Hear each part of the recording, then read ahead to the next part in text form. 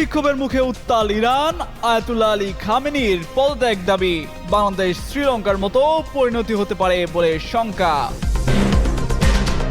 শেখ হাসিনার স্টাইলেই ইরানের বিক্ষোভে দমন পীড়ন চালাচ্ছে সরকার। বন্ধ রয়েছে ইন্টারনেট, 13 দিনে 51 জন নিহত বলছে হিউম্যান রাইটস অর্গানাইজেশন।